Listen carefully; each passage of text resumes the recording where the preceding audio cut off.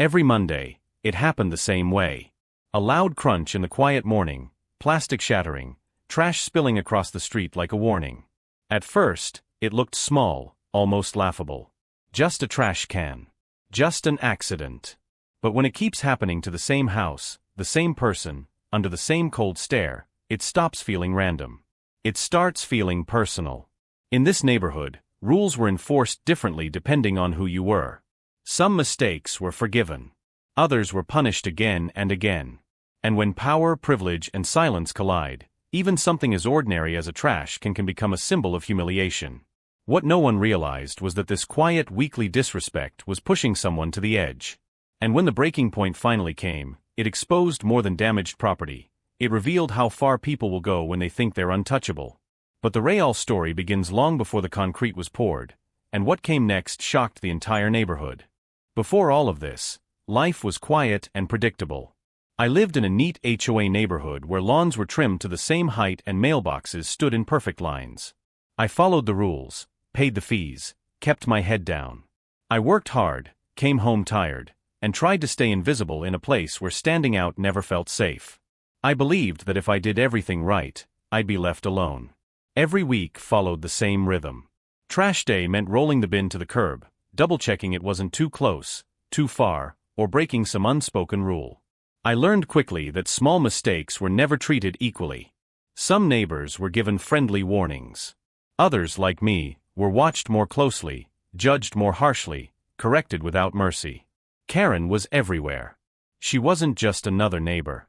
She was power wrapped in confidence, backed by the HOA, protected by assumptions. She enforced rules like they were weapons, smiling while doing it. At first, I told myself I was imagining things. Surely no one would target something so small on purpose. Surely it was coincidence. But patterns are hard to ignore when you're the only one paying the price.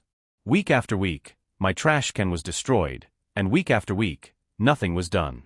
Complaints went nowhere. Evidence didn't matter. The message was clear without ever being spoken. Some people are allowed to make mistakes. Others are expected to endure them.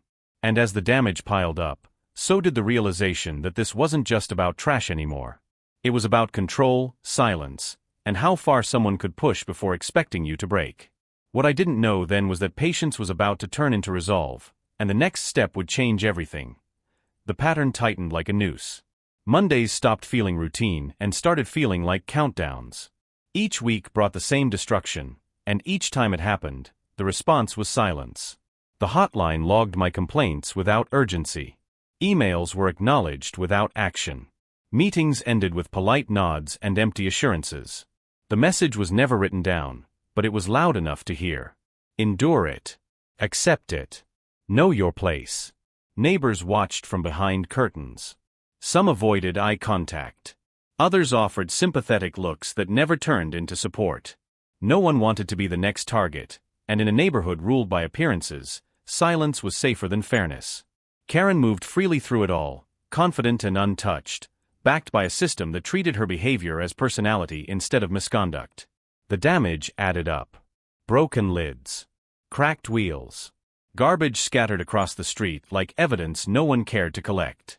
Each cleanup felt heavier than the last. It wasn't just money being wasted, it was dignity. Being forced to clean up after the same act of disrespect again and again wears you down. It teaches you that rules are flexible for some and rigid for others. What hurt most was how easily the blame shifted.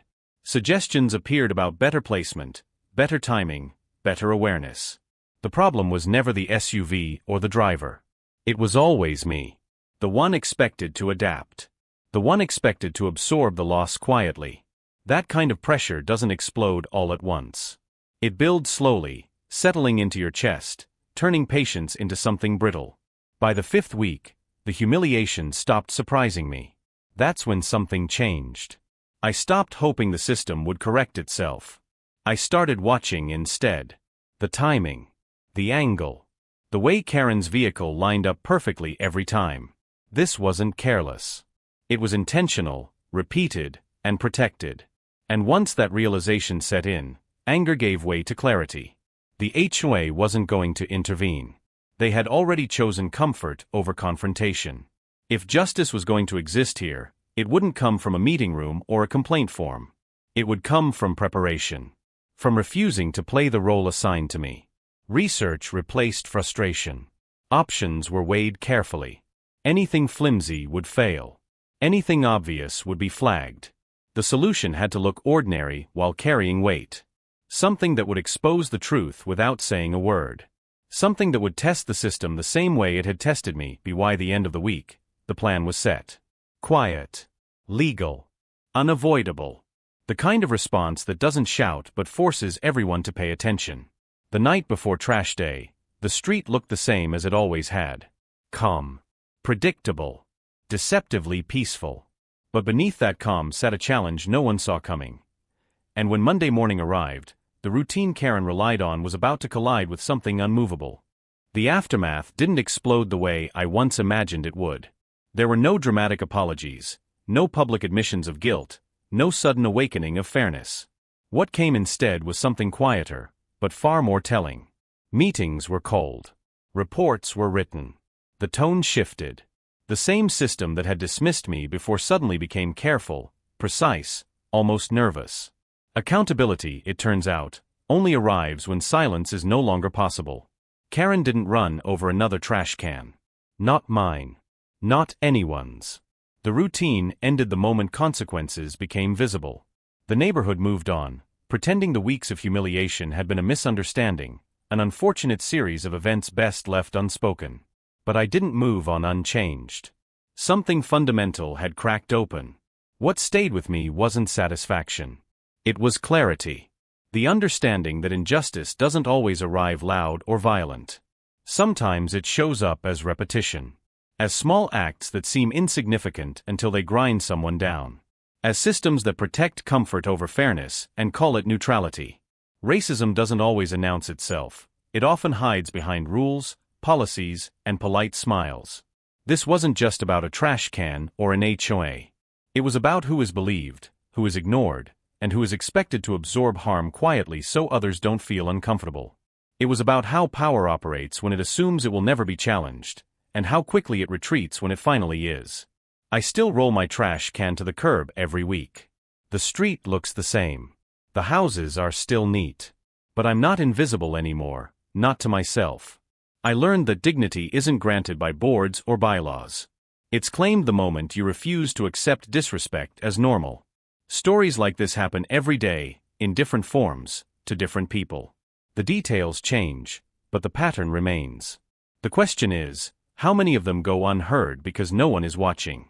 And when you see it happening, will you look away, or will you finally call it what it is?